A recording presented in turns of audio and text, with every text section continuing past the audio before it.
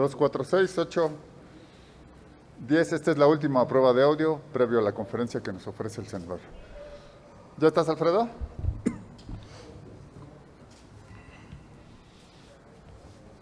Tú me avisas, Eric. Cuando quiera, senador, adelante. Muchas gracias. Muy buenos días. Agradezco su atención a nuestra rueda de prensa. Como ustedes saben, soy maestro de grupo de primaria, ahora con licencia para cumplir este encargo en el Senado de la República. Como docente, he estado involucrado en mi estado potosino en las luchas magisteriales para defendernos. En el 2007, de una reforma a la ley del ISSSTE que despojó del régimen pensionario, solidario e intergeneracional a la burocracia nacional. También, desde diciembre de 2012 y durante todo el nefasto y último sexenio de la oscura época neoliberal, el peñista, participé en la resistencia contra la mal llamada reforma educativa. Entonces, conozco desde adentro el carácter de la lucha magisterial y, por supuesto, de la lucha de la Coordinadora Nacional de Trabajadores de la Educación. Ahí tengo mis raíces. Además, conozco la tarea de democratizar el Sindicato Nacional de los Trabajadores de la Educación. Como obradorista, he estado involucrado de lleno desde el año 2009 en la entrega casa por casa del periódico Regeneración. Me sumé a la fundación de Morena como partido político y participé en la lucha contra la reforma energética y otras igualmente lesivas. Desde la fundación del partido he sido consejero estatal y nacional, así como candidato a diputado federal en 2015, secretario de organización del Comité Ejecutivo Estatal de San Luis Potosí y actualmente senador, junto con mi amigo el senador Primo Dote Mata. Luego, entonces conozco ambos movimientos, el magisterial y el obradorista, desde adentro. Esto me califica para dar mi opinión sobre el actual diferendo que ha surgido entre los compañeros de la CENTE y el titular del Ejecutivo Federal. Opino, como protagonista del cambio verdadero y como sindicalista. Aclaro que no hablo en nombre de la Coordinadora Nacional, pues he sabido que la CENTE se ha definido como apartidista y no tiene representantes reconocidos ni en el poder legislativo ni en poder ejecutivo alguno. Hago un llamado a los diferentes actores políticos para que no echen leña a la hoguera con juicios temerarios. Al diputado federal y compañero profesor oaxaqueño Irán Santiago Manuel, quien descalifica a quienes señala como corrientes que hacen el caldo gordo a la derecha y reconoce que no todo está resuelto en la relación a la reforma educativa, veamos entonces lo que falta y aportemos soluciones. Que los diputados federales de Chiapas lo presenten como diputado de la CENTE es una gran mentira. A los youtubers que se prestan al linchamiento mediático contra la CENTE en general y a la de Chiapas en particular, les exhorto para que no abonen a la crispación y la confrontación. Los momentos de crisis requieren análisis y crítica constructiva. Es lamentable que el monero Rafael Barajas, el Fisgón, se atreva a etiquetar al compañero dirigente de la sección 7 como esbirro del nefasto Claudio X González. Al gobernador de Chiapas, Rutilio Escandón, hago el llamado para dialogar y resolver la problemática magisterial y social en su estado, porque no solamente integrantes de la CENTE buscaron al presidente en esa accidentada gira, sino trabajadores de la salud, del transporte y estudiantil, entre otros. La política electoral o partidista y sus confrontaciones no deben servir de excusa para descalificar ninguna de las demandas sociales. La CENTE y el obradorismo, como movimientos sociales, tienen orígenes distintos y una concepción de la lucha diferente. Es comprensible y además es natural que se den desencuentros que desde mi punto de vista son superables si en las partes priva la buena voluntad. Pero esta CENTE es la misma de la que el propio presidente decía que fue la única organización que soportó el violento vendaval del neoliberalismo. Es una organización que ha sufrido asesinatos, cárcel, despidos, satanización en todo el país y por supuesto en Chiapas. Su táctica de movilización, negociación, movilización es histórica y además necesaria. La transformación de nuestro país obliga al diálogo y a la apertura. Exhorto para que éste se dé y pongo toda mi voluntad para poder contribuir. Muchas gracias. Quedo a disposición de las preguntas que pudiera haber. Le comento, senador, que la mayoría de los reporteros están viendo esto por las redes sociales. Nos han mandado algunas preguntas, las cuales se las voy a leer para que… Las primeras son de Gerardo Cedillo. La primera pregunta dice, ¿qué opina de que la CENTE retenga hasta al presidente para obtener sus demandas? En lo personal, no creo que haya sido una retención. Considero que estaban buscando el diálogo. Quizá no son las formas, quizá no son las maneras, pero por eso mi posicionamiento es a que se privilegie el diálogo y que se ponga la voluntad tanto del Ejecutivo Federal como de la coordinadora. La que sigue es más o menos parecida a lo que está usted respondiendo. Dice, ¿hay diálogo o no con los maestros por parte del gobierno? Siempre ha habido diálogo, lo sabemos. El presidente incluso se reunió primero con la dirigencia de la CENTE antes que con la del CENTE, pero la situación no está para menos. Por ello es importante que se refrende el diálogo y si se tiene que hacer otras 18 reuniones más, se puedan seguir haciendo. La última pregunta de Gerardo Cedillo dice así, ¿el regreso a clases es necesario o no? Sostengo que la educación pública ha salido adelante gracias a los maestros, al personal que está dentro de las escuelas y a los padres de familia que han apoyado al sostenimiento de las mismas. Entregaron un sistema educativo muy complejo, muy viciado, muy corrompido. Se está haciendo los trabajos y si bien es cierto que ha habido un atraso y hay afectaciones en los niños, también es cierto que está en riesgo la salud. Por eso es importante que los padres de familia se les haya dado esa oportunidad del regreso a distancia o presencial. Entonces, considero que la mejor opinión la tienen los padres de familia porque es muy diverso las situaciones que vive cada uno de ellos. Enseguida le hace una pregunta de Víctor Ballinas, que está presente aquí de la jornada. Claro que sí.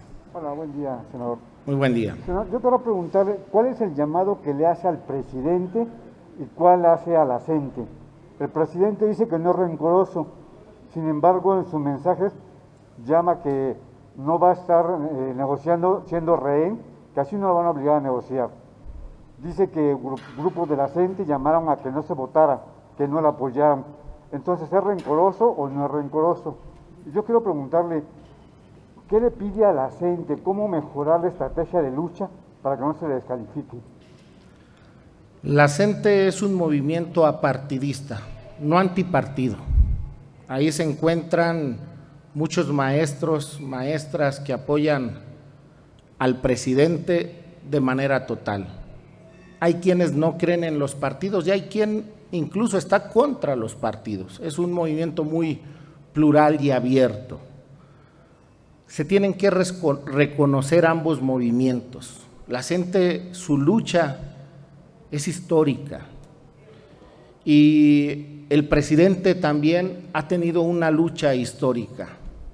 Por lo tanto, hay más coincidencias que diferencias y es lo que debe prevalecer. El llamado es para que mediante los canales del diálogo, de la comunicación, se puedan resolver las inquietudes, las necesidades.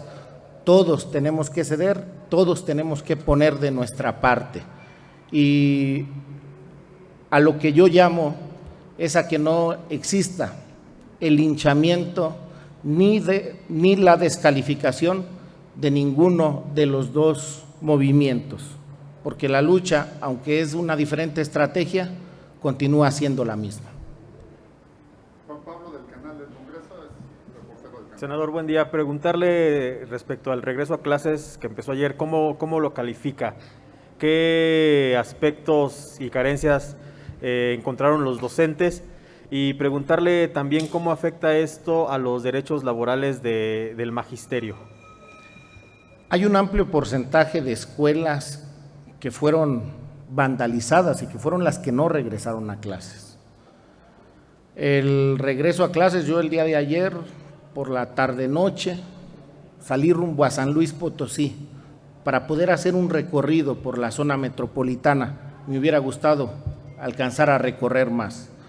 Al término, después de dialogar con maestros, con padres de familia, me regreso para seguir cumpliendo esta responsabilidad aquí a Ciudad de México, en el Senado de la República. El día de hoy estamos aquí. Las grandes dificultades que se han presentado y que vemos es que no se cuenta con los insumos necesarios. Por eso felicito a los padres de familia, a los docentes, porque ambos ponen de su propio recurso para hacer posible este regreso a clases. El éxito es de ese personal que está frente a las escuelas y de los padres de familia, porque fueron los que fueron a hacer el aseo. Es grandísima la cantidad económica que se tendría que invertir para este regreso. Sin la población no se hubiera podido dar. Por ello, ratifico la postura ante el tema del CENTE y el Poder Ejecutivo. Somos los mismos y buscamos el mismo bien, la educación pública. Por eso se debe trabajar de la mano. Le leo otras preguntas que nos mandaron. Estas son de Gerardo Segura de Azteca Noticias. La primera versa sobre el primer tema que le preguntaron hace rato. Dice que qué opina de los maestros de la CENTE que no permitieron que se llevara a cabo la conferencia del presidente, que ya le respondió. No sé si quiere abundar un poco más. Lo mismo, no lo veo como una retención. Es respetable la postura del presidente, es respetable la estrategia y la postura de los compañeros, pero ojalá se den otras estrategias. Pregunta por otro lado, ¿qué opina de la fuerte violencia e inseguridad que se vive en todo el país? ¿No cree que es hora de trabajar unidos y coordinados, federación y estados, para enfrentar esta situación y no seguir enfrentados y divididos, pues esto perjudica más el combate y erradicación del problema? Nos dejaron un país destrozado, también en inseguridad. Nos dejaron el crimen organizado muy enquistado, y hablo de crimen organizado en todos los aspectos. Por lo tanto, estoy de acuerdo y creo que se están haciendo los esfuerzos, se está atacando a las causas que generan esa violencia y de igual manera se está atacando las cuentas económicas. No es tan fácil quitar cosas que ya están muy arraigadas, pero se está haciendo el trabajo y ojalá los gobernadores se sumen, porque hay gobernadores que no han cedido tanto a la estrategia del gobierno federal. Y por último, Gerardo Segura le pregunta su opinión de la niña que ganó un amparo para ser vacunada contra el COVID para regresar a clases. Y dice, ¿debería el gobierno vacunar a los niños mayores de 5 años como se está haciendo en otras partes del mundo, como en Estados Unidos? Hay un esquema del gobierno federal que ha definido muy bien.